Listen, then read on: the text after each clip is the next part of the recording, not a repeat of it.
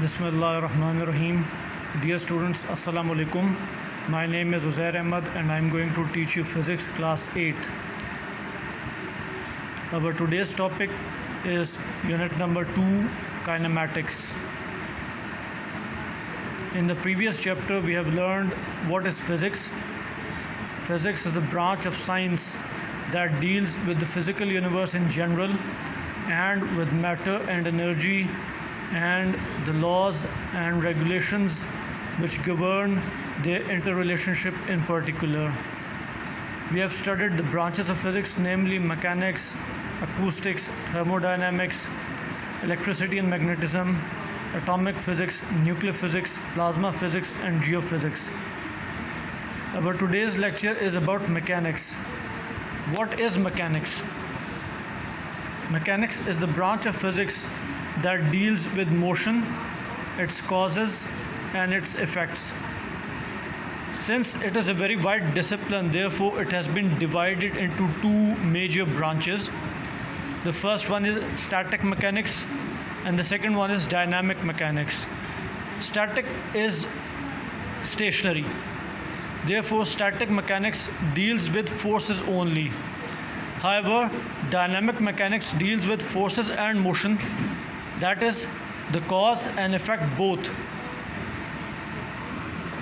Now, since dynamic mechanics is also a wider branch of physics, therefore it has its sub-disciplines.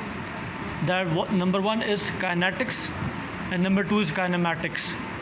Kinetics studies causes of motion along with motion, whereas kinematics studies motion without discussing its causes. So from this onward we are moving toward today's topic, rest and motion. How do we define rest and how do we define motion? First of all, we need to understand that nothing in this universe is absolute. For example, if someone is sitting, you can say he is at rest. But according to some person that is moving around, he might say that he's not in. The way he observes the person sitting on the chair, he may say that he is not at rest. Therefore, we need to understand that the concepts of rest and motion are relative.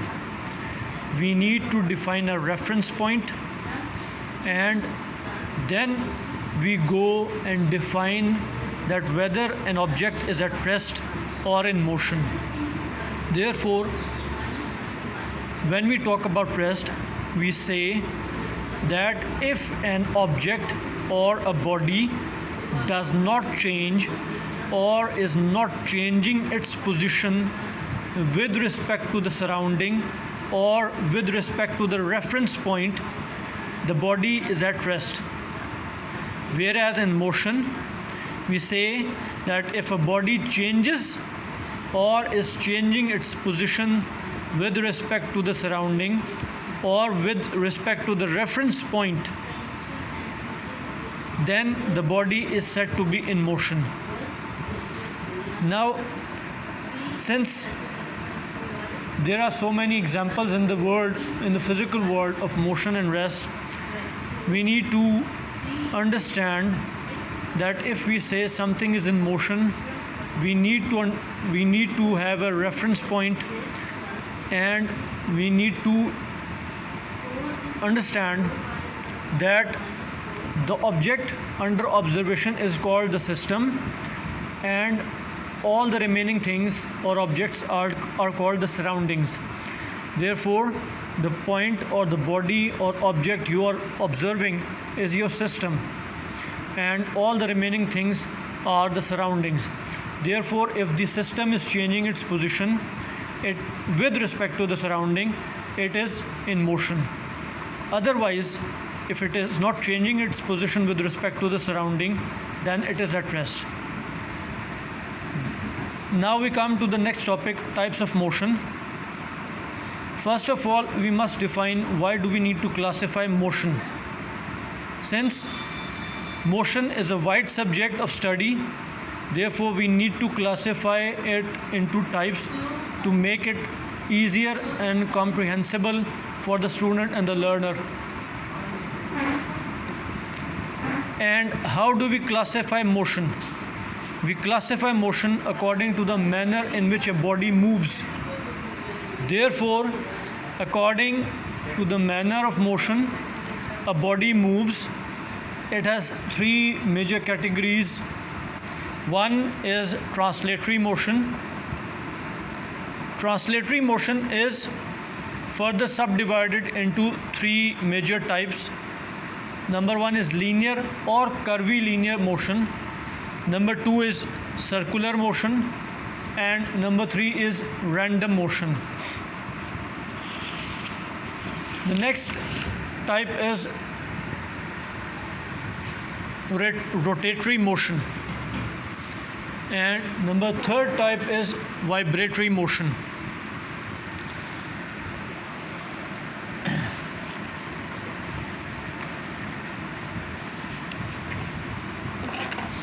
Now, as you can see in your book, page 29, that a body is said to be at rest if it does not change its position with respect to its surrounding. This is exactly what we talked about. And similarly, a body is said to be in motion if it changes its position with respect to its surrounding. Therefore, in figure 2.1, if the passengers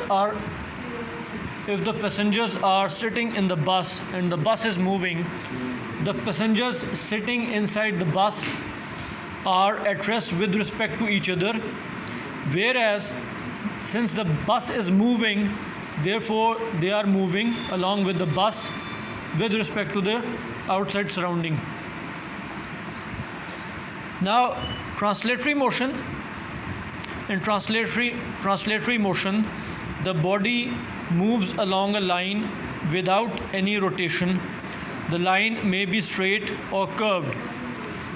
For example, a car moving on a straight road, or a car moving in a zigzag manner, or maybe the road is turning and the car is turning accordingly. Therefore, that type of motion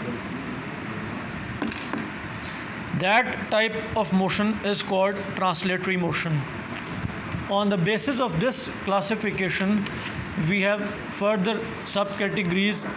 Number one is linear motion. In this type of motion, the body moves along a straight line. Hence, this motion is called linear motion. If the line is curved, we call it curvilinear motion. Number two, circular motion. If the body is moving in a circular path, its motion is called circular motion. Number three is random motion. If a body is not following any definite path or is moving in an irregular or disordered manner, its motion is termed as random motion. As you can see in figure 2.8, the motion of gas molecules inside a cylinder is an example of random motion, or the motion of particles in a liquid is also an example of random motion. I hope things are easy for you and that you are getting the most of it, and I hope to make things easier for you. Hope to see you soon with my next lecture next week, inshallah. Thank you very much. Allah Hafiz.